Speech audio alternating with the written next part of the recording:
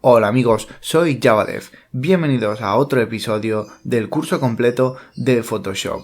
En este episodio vamos a examinar la vista de impresión y puede que ahora no lo penséis, pero es algo bastante interesante porque además de aprender toda la teoría básica sobre la vista en pantalla y la vista de impresión, os ayudaré a configurar vuestro Photoshop de forma que se parezca lo máximo la resolución de pantalla que tiene el programa con la resolución de pantalla real que usáis en vuestro monitor. Así pues, ¿qué mejor imagen para empezar este tema que la de un monitor precisamente? Y bien, ¿qué es la vista de impresión? Se supone que existe un modo de vista con un zoom concreto que si lo elegimos pondrá la imagen a un tamaño más o menos real, al mismo tamaño al que la veríamos si la imprimimos y con la misma calidad. ¿Cómo lo veo? Es fácil. Vamos a vista y elegimos tamaño de impresión. Notaréis que se ha colocado un zoom muy concreto la imagen, en este caso al 100%, pero esto depende del tamaño de la imagen y del tamaño del monitor y de muchas otras cosas. Se supone que este tamaño en el que se ha colocado la imagen representa la calidad con la que voy a ver el producto final. Es decir, lógicamente si yo hago zoom voy a ver píxeles, ¿verdad? Veo por ejemplo cómo esto está pixelado, cómo hay trazos de, digamos, basura de los píxeles. Pero esto es demasiado, yo nunca podría imprimir la imagen y verla tan cerca. Con lo cual si cojo el tamaño de impresión, se supone que yo vería de esta forma este fragmento de la imagen. Esto se supone que me ayudará a saber si yo al imprimir la imagen veré fallos evidentes de color, de pixelado, si la imagen estará muy borrosa o habrá alguna parte que parezca demasiado falsa, por así decirlo. Pero para que todo esto funcione tenemos que configurar Photoshop correctamente, y es que aunque le demos a vista de tamaño de impresión, lo único que hace Photoshop es más o menos relacionar la calidad de impresión ideal, que para que lo sepáis siempre suele estar por encima de 300 píxeles por pulgada, pero ahora hablaremos de ello. Bien, lo que hace Photoshop, como os decía, es relacionar esa calidad de impresión ideal con la calidad de nuestro monitor para averiguar el tamaño al que más o menos ambas cosas se parecen, ¿de acuerdo? Y ahí es donde viene el problema. Photoshop no está correctamente configurado. ¿Cómo lo sabemos? Vamos a edición, a preferencias y elegimos la parte llamada unidades y reglas, ¿de acuerdo? Y esta parte de la derecha donde pone resoluciones preestablecidas de documentos nuevos es donde realmente tenemos que prestar atención. Como os decía, la calidad de impresión se mide básicamente en píxeles por pulgada, lo cual en inglés se suele llamar DPI o dots per inch, que es lo mismo, puntos por pulgada. Bien, la gracia de este sistema es que nos da una guía numérica de la calidad de una imagen, con lo cual, como os digo, cualquier calidad por encima de 300 se suele considerar aceptable para ser impresa con resultados óptimos. Es decir, si imprimimos a más de 300 píxeles por pulgada, nuestras imágenes no saldrán pixeladas o borrosas o difuminadas. Directamente serán las imágenes más óptimas que pueda haber. En ciertos casos se puede bajar de ese valor. Por ejemplo, en ciertos periódicos, como no hay muchas fotos ni mucho contenido visual, a menudo la calidad se puede bajar, por ejemplo, hasta 260 sin mucho impacto, porque la forma en que se imprimen las letras y los caracteres no se ve tan afectada por la calidad como una foto, por ejemplo, y por eso podemos bajar esa calidad de puntos por pulgada. Aún más, si por ejemplo estamos imprimiendo una foto en una lona que va a ser colgada en lo alto de un edificio, podemos bajar la calidad de impresión aún más. Por ejemplo, podemos bajarla a 100 y algo píxeles por pulgada, porque nadie va a ver esa lona de cerca jamás. Si esa lona, por ejemplo, está colgada en un 6º piso, nadie que vaya andando por la calle o conduciendo en el coche va a ver ese anuncio de cerca. Nunca podrá ver lo pixelado que está, porque de lejos se verá bien, solo se ve mal de cerca. ¿De acuerdo? ¿Y por qué haríamos eso? Bueno, es una razón económica. Si imprimimos una imagen a 300 píxeles por pulgada, además de que necesitaríamos un ordenador mucho más potente para manejar tanta memoria, la cosa es que cuando las lonas se imprimen, se consume mucha más tinta imprimiendo una lona a 300 píxeles por pulgada que por ejemplo a 120, ¿de acuerdo? Bueno, esto es lo básico. Ahora bien, volvamos al problema que nos ocupa. ¿Cómo podemos obtener una vista de impresión correcta? Bien, para hacerlo tenemos que introducir una resolución de pantalla lo más próxima a la realidad, lo más parecida a nuestro monitor. Para ello vamos a necesitar una herramienta fundamental que es esta, idealmente una cinta métrica. Esto es un ejemplo obviamente, pero necesitaréis una cinta que os permita medir el tamaño de vuestro monitor, a no ser que ya lo sepáis, por supuesto. Si usáis la cinta, necesitáis que mida las unidades en pies y en pulgadas, porque no nos sirven ni los centímetros ni los milímetros, ¿de acuerdo?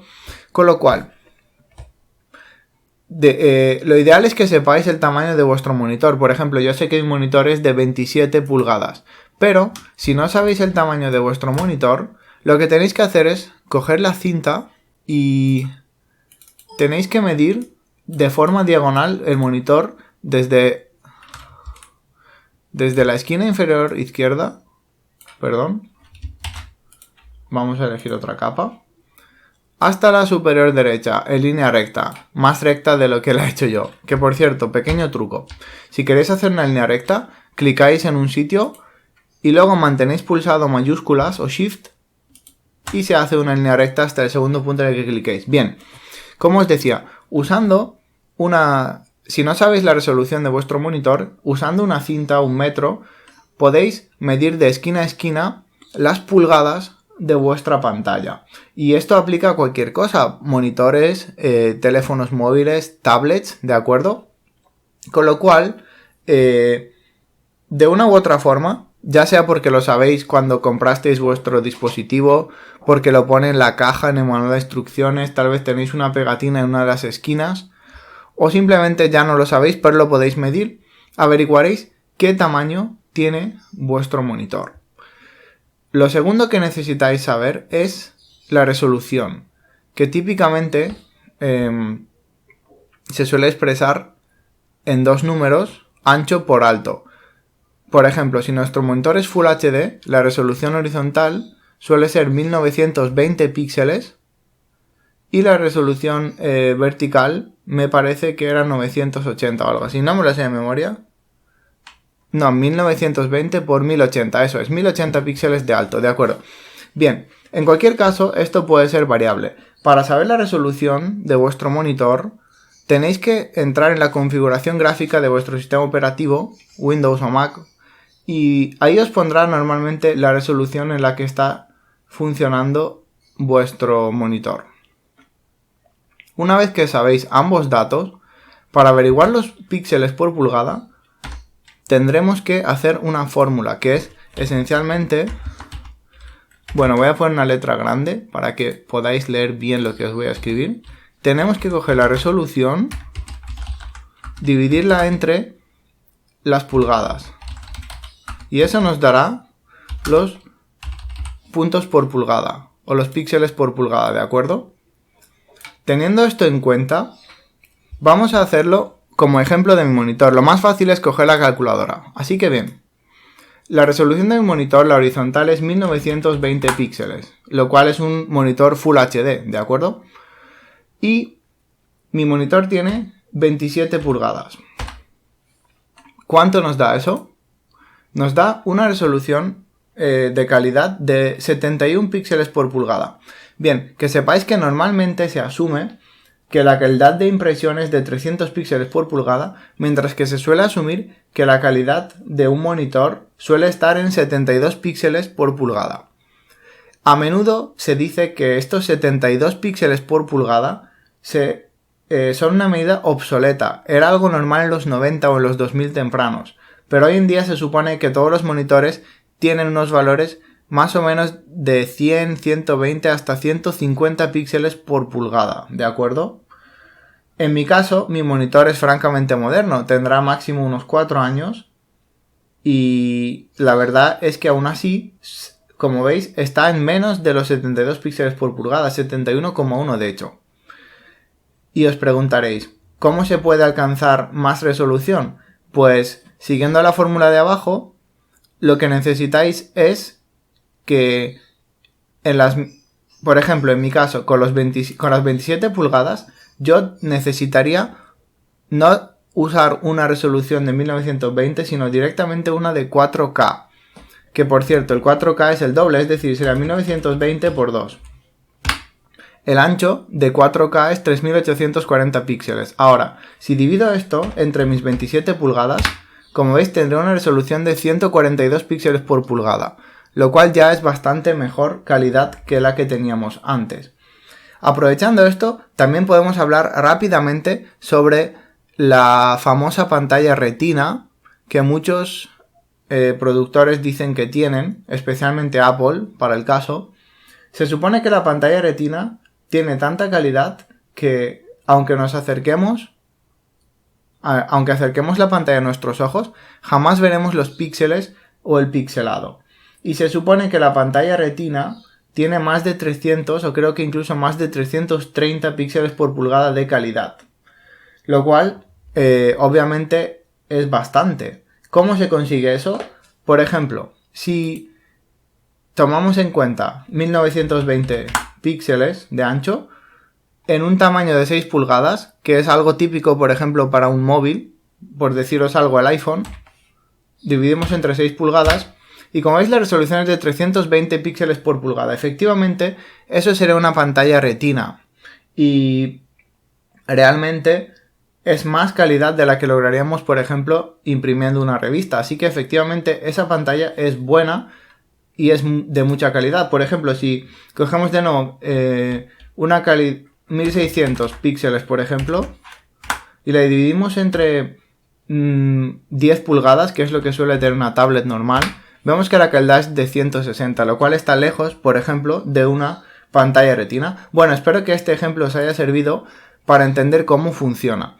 Pero volviendo al tema, sin distraernos más, si yo tengo 1920 píxeles de ancho entre 27 pulgadas, mi resolución es de 71,1. Así que ahora puedo volver a Photoshop, elegir las preferencias, las reglas, y la resolución la puedo finalmente introducir de forma correcta. No puedo introducir decimales, así que simplemente merece la pena redondear. 71,1 es lógicamente 71. Ok. Bueno, en mi caso, ya lo veis, no había ninguna diferencia. Estaba en 72 y lo he puesto en 71. Es un pequeño cambio que no va a influir en nada a la calidad que se supone que percibiré al imprimir la imagen. Obviamente, en vuestro caso, si tenéis un monitor diferente al mío, todo cambiará. Así que merece la pena que hagáis este cálculo para averiguar qué calidad exactamente tiene vuestro monitor. En cualquier caso, una vez introducido ese valor, si le dais a vista y a tamaño de impresión, se supone que tal y como vemos esto, es el mismo resultado que obtendremos si imprimimos esta imagen en un papel, o en una lona, o en lo que sea. Y no os preocupéis, más adelante volveremos a hablar de la impresión en detalle, sobre las tintas, sobre la calidad, sobre los materiales y demás. Pero, por ahora, es importante que sepáis cómo funciona todo el tema de los píxeles por pulgada, que ya veis que no es difícil, solo involucra dos cosas, la resolución y el tamaño. Y también es importante que tengáis esta vista de impresión bien configurada. En este caso, como veis, el aura brillante, cuando se degrada con la parte oscura, en medio hay unos feos aros luminosos, ¿de acuerdo? Que probablemente, si los veo aquí, una vez configurado bien Photoshop, también los veré en el papel si imprimo esta misma imagen. Veré estos aros de luz tan feos. Así que puedo deducir que esta no es una buena imagen para imprimir, porque la calidad es insuficiente o está mal hecha. En cualquier caso, espero que el episodio os haya gustado. Y si es así, por favor suscribiros, dadle a me gusta y si queréis apoyar al canal podéis acercaros a Patreon y donar la modesta cantidad de $1 al mes para ayudar a que todo esto crezca. Gracias y nos vemos en el próximo episodio. ¡Hasta luego!